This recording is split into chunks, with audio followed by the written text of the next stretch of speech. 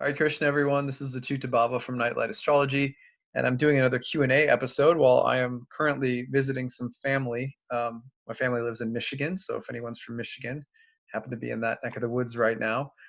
And I got this question. I thought it would make for a good Q&A episode, so I'm gonna try to field it the best I can. It's a kind of a loaded question. I feel like I read it and I was like, oh boy, it's like here we go, because this it's challenging and like I said, I'll do my best to give an answer, but know that it's something that I'm still seeking to understand continually, and that I also live with questions about all the time. So, hi Achyuta, I was wondering if you could talk about the phenomenon of the rising of the Kundalini energy. How can we understand our own sexual energy and its function in a transcendental way? Is this talked about in the Bhakti tradition? I'm curious because I've had a few experiences where I was led into a transcendental spiritual consciousness by a spontaneous, intense feeling that was like an orgasm. Is the sexual desire energy a part of what is directed towards God in Bhakti? Sorry if this is a weird question. Hope you are doing well.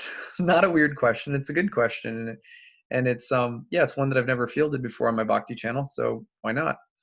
Um, So the phenomenon of the Kundalini and the idea of energy being directed upward from the base of the spine around the kind of reproductive organs and genitals upward to the top of the head to the kind of the crown chakra area is very, very old and exists across many mystical traditions in the ancient world.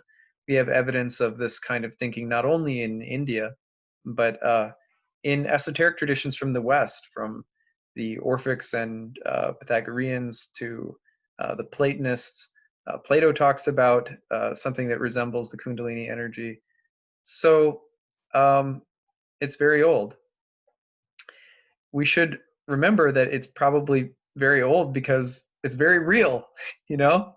It's been around for a long time because it's a thing, because it's a real phenomenon. But what do we mean when we say the rising of the Kundalini energy? Because there's a lot of, I want to say, there can be a lot of woo kind of surrounding it. What does it actually mean? What is the benefit of it? What should we think about it? Should we do something about it? And how is it connected to our sexual energy and so forth? Well, remember that in Bhakti, Bhakti is about the union or yoga between the soul and God in a personal, unique, loving relationship. The highest image of that relationship in Bhakti Yoga is between Krishna and Radha, and Krishna comes with a consort, right? So there's a divine masculine and there's a divine feminine, like a divine yang and divine yin, you could say. And in the 10th canto of the Srimad Bhagavatam, maybe the most famous story of Krishna in the world, Krishna is inhabiting this sweet hometown, kind of like a good old country hometown, with all of his friends. And this place is called Vrindavan, and it's essentially it's heaven. So the best way I know how to put it. And in this hometown, um, the highest standard of love of Krishna, love of God in this heavenly realm is exemplified by the gopis, who are the cowherd women. So they're not pious, high class women, like the Brahmanas' wives who also love Krishna, but they're common people, and they set their propriety aside and they set their image aside. They're married, and they take off running to the woods when they hear Krishna's flute music playing. And this is not to be thought of in a scandalous way, in a some people will say that they left their husbands, but actually their husbands, it's said in the Shastra, in the story, have a duplicate version of their wife there the whole time. But their heart leaves. Their heart goes to the forest to hear Krishna's flute play. So their love is the highest love. And when they get to the forest and they find Krishna, they've set aside all the rules of religion, all the social expectations of being proper, even leaving their own husbands and families. All the societal trappings they leave. They go to the forest and they dance. They have this rasa dance with Krishna. And Krishna's intimate, has a romantic, intimate sexual connection with each of them.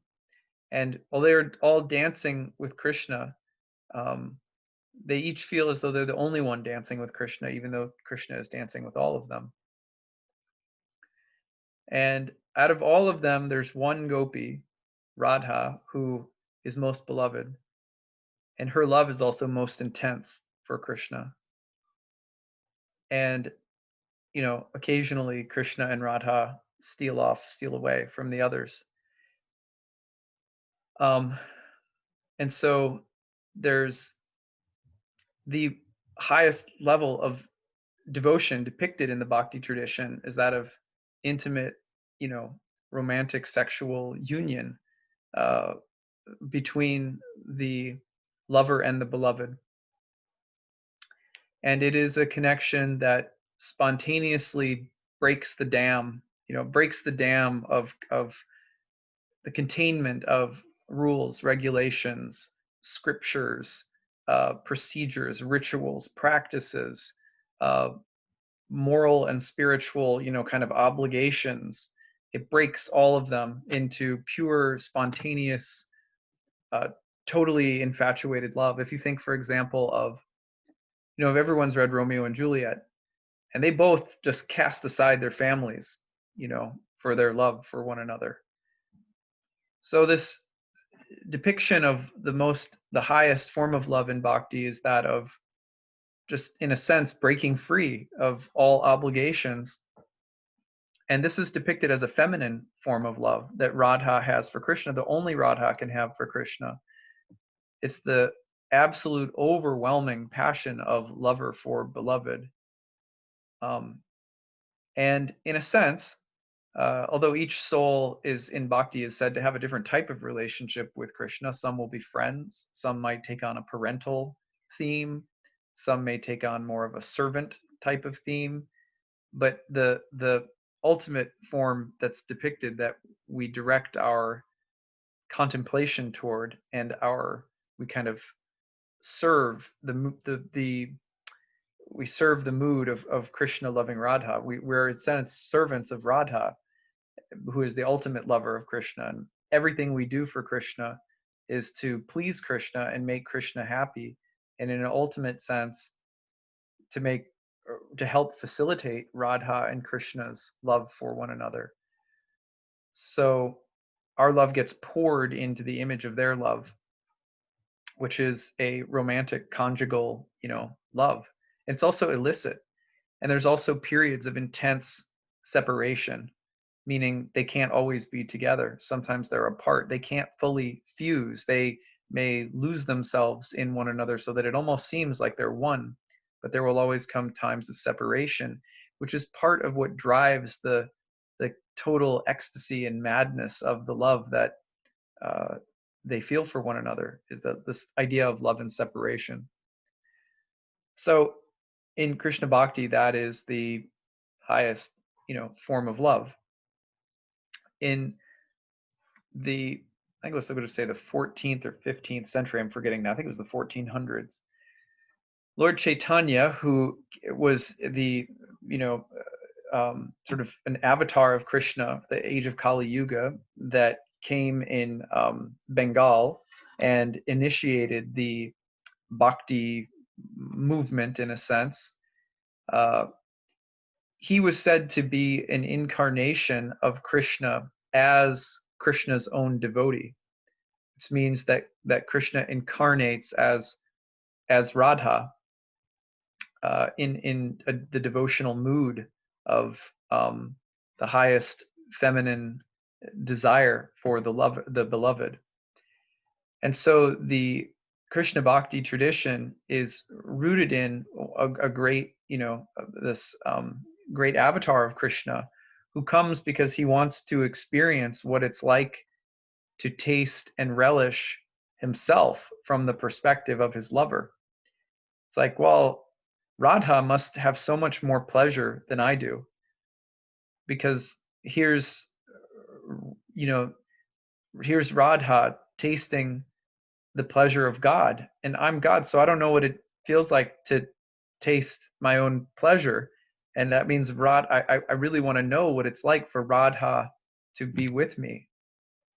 So he incarnates as Radha in order to experience what the greatest lover of God feels, the ecstasy and bliss of which is said to be greater than even the bliss that Krishna can feel. That's pretty beautiful if you think about it. But it's not really about greater, because at the end of the day, the mood of both Krishna and Radha is one of, I'd rather please you, my beloved, than myself. Your pleasure is my pleasure. And so in bhakti, the way that one cultivates love of God, which may at some point reach pure devotional, spontaneous love that is, you know, um, ecstatic and romantic and even sexual in the highest states. But in order to get there, one has to cultivate love of God in everyday life. Um, in other words, most of the time we can't skip past learning to just remember God. That's where love of God starts. If you think about the way that probably the right way to court one another as lovers in this world on a human level, it's to really get to know one another first and to develop and cultivate the attraction and the intimacy by getting to know one another in the little ways. If we rush right to, hey, we went to a movie, I bought you dinner, now let's go home and sleep together. People feel objectified by that. It's like, okay, if you've just been going through this to try to, get to the happy ending, then there's a way in which we can feel really that we're being used for someone's own selfish desires. So, in a sense, bhakti is also very tantric in that our focus in this world for most of us is not going to be on these really heightened radical states of pleasure or bliss, primarily because we're not interested in our pleasure or bliss. We're interested in God's. We're interested in pleasing our lover. And how could we even imagine really what that's like or how to do that if we have so little love of God in our hearts on day-to-day level? For example, keeping an altar, chanting the names of God, studying the scriptures, learning more about God, learning to see God in other people, learning to be compassionate, and especially when it comes to pleasure, seeking to please more than to be pleased. That's the practice that the lover has to build before the Shastras tell us that one naturally comes to the platform of that kind of sexual intimacy with the divine. We have to be very careful in talking about these things because it's very easy for them to be brought into the realm of human sexuality, which is not evil, but so often has more to do with the satisfaction of our own selfish desire and is not even on the human level so much usually about pleasing our lover. Um, so that's one way of looking at it. We have to work on loving and remembering God in the basic ways before really thinking about, that overwhelming love that can just, shatter all limitations, which is often the kind of energy that is associated with the rising of the Kundalini and the sort of orgasmic state of bringing the energy upward and then sort of blowing it out the top, which also can be quite dangerous. Um, because when we're working on trying to raise such energy, um, in a sense, it's a mystical experience, and it's kind of a mystical technology, the different techniques that have existed in different traditions trying to attempt to raise that energy up, and especially when that energy is being used with mixed motivations, with unclear intentions, or with selfish desire, which is very hard not to be with unless one has been practicing um, forms of yoga for a very long time. It's more likely that those types of techniques and practices are going to confuse us, overwhelm us. Sometimes those states of consciousness, like psychedelics, can disorient and bewilder and harm more than help. And yet people can get really high on them and also possessive and egotistical about them. Like, it came from me, I did this, I'm special, I had this awakening, it was so powerful. But in Bhakti, we're not impressed so much with any of that, because our goal is not about us. It's not about obtaining a state or developing a certain kind of experience, or having this kind of Kundalini opening. Our basic experience, our basic desire is just how can I think about and how can I please God, and how do I live with God in my heart and at the forefront of my consciousness, see God in everything. That is a practice that is so much more mundane in the beginning, so much more humbling than the rocket ride of trying to obtain some high state of consciousness or what have you. Um, it's not boring though if you stick with it. You know the if you can appreciate, it's like being out on a date. If you can appreciate the small things, over time the intimacy and the tension in the heart build and grow, and that attraction becomes dynamic, and it becomes for the other person. And then we seek to please the other person because it's their beauty, it's their happiness that makes us happy. So we have to be appreciators, and that's a practice. You you can't skip past it. And a lot of the times the culture around Kundalini, at least in just modern, kind of popular New Age think and so forth, is pretty selfish and uh, geared toward a kind of experience that I personally want to have. So that's the thing to be careful about from the Bhakti standpoint. In terms of our own sexual energy, in other words, it's very hard to direct that sexual energy toward God.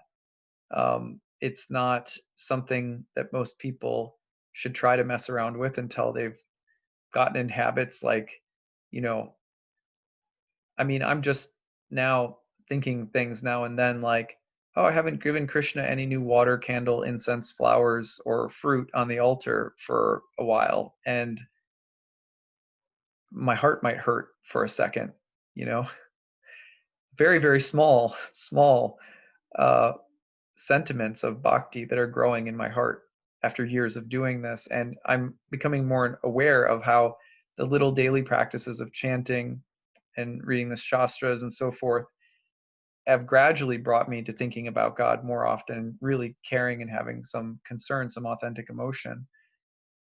So to try and take the sexual energy, which has so much to do really with just my own pleasure, and to try to direct it to God, for me feels like something that's quite a bit beyond where I'm at right now. And so the instructions from the great Vaishnav teachers, the great Bhakti teachers, has been similar. Like, um, most of us have a relationship with the sexual energy that is not going to be easily put into service of God. It's because it's like having a big tasty donut put right in front of you. It's like, oh, like how can you not want to just eat that and relish that for yourself? So learning to be servants comes first in bhakti. So that's the idea. But then one might ask, well, what about I'm a sexual being? What am I supposed to be, celibate? Well, yeah, celibacy is a part of Krishna bhakti, but there's different gradations, and people are ready or capable of different levels of commitment. For example, when one is initiated in bhakti, in the bhakti path, at least through the parampara that I'm a part of, the disciplic succession, there's certain vows that you take to withhold from certain kinds of things, meat eating, um, illicit sex, which would be sex that is outside the context of like an intimate marriage or relationship, where hopefully in that relationship you really are there. The desire is to um, that the relationship has its priorities straight. That the relationship is mutually encouraging of devotion to God, and that within that relationship, because people may not be ready to relinquish their attachment to personal sexual gratification, that the relationship can become a kind of container for a safe and like what I want to say, yeah, like a safe place for that energy to be expressed, a safe place for that energy to be expressed, and for that kind of gratification to happen. Um, in a sense, marriage and family life are also in bhakti a whole type of ashram. When you're married and you have kids and a family and stuff like that, or even you're just married, some people don't have kids, but that stage in life is there because maybe you're not ready to be alone, as a more monastic devotee of God. You're not there to be just you and God yet. It's not just, you're not ready to be, you know, in that mode.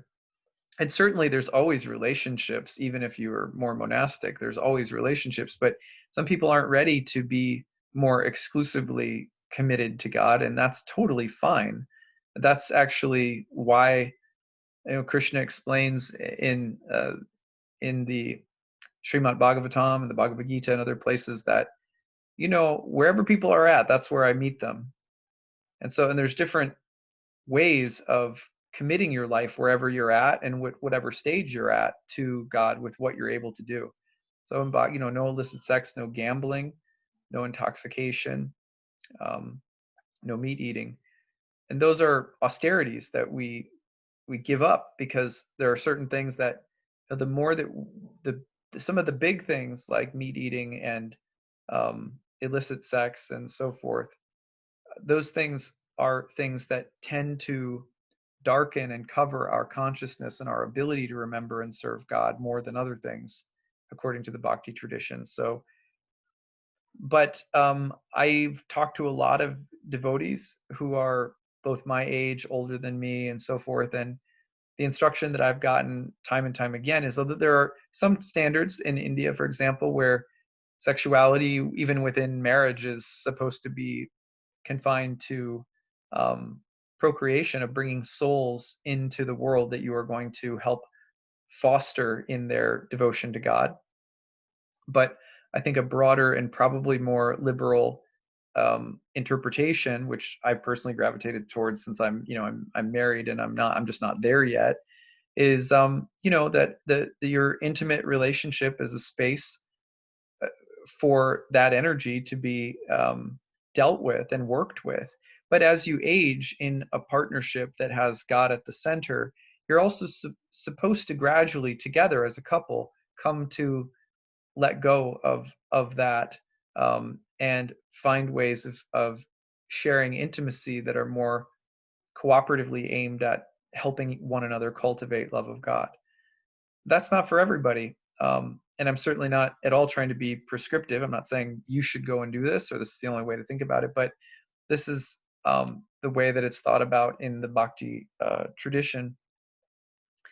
So in that sense, married life has a way, family life has a way over time also of when you experience the sexual energy and then you have children and you bring children into the world and you then get caught up in the long labor of loving and caring for children, of providing for a family, and all the sacrifice involved, you also get to see firsthand the nature of the sexual energy and what it does, which on the one hand brings souls into the world, but on the other hand perpetuates the cycles of misery. This is something that Buddhists say as well. This is why, in Buddhism, as in yoga and as in Christianity, at the highest level of devotional commitment, you will usually see celibacy. But it's not to say that everything else is less than, fallen, bad, evil, etc. It's just a very simple truth that if one wants to cultivate the in bhakti anyway, the highest levels of connection and union with God, that one has to learn how to please God and not oneself, and meaning that we're not self-focused any longer. We're gradually weaning ourselves off from self-focus into asking, how can I serve the whole of which I am a part? How can I please my lover? And as we learn how to do that more and more naturally, um, eventually we do reach a stage where the ecstasy, um, described even by something like a Kundalini awakening, is there. It is a part of the picture, but it's a little different on the material platform, so it's a different thing to deal with. I hope that this has been helpful.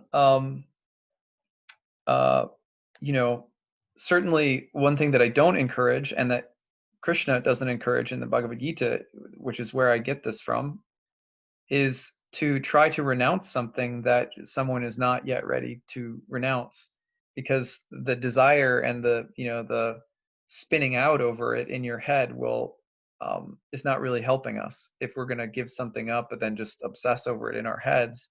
um, so, usually we give something up or we relinquish something, or the intensity with which we desire something, or just tone it down a little bit or find a more moderate expression of it, whether it's one's appetite or anything that's related to gratifying ourselves.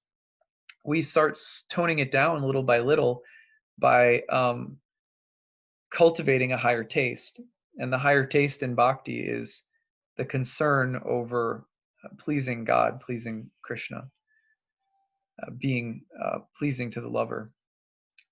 So, yeah, so this is a gradual process.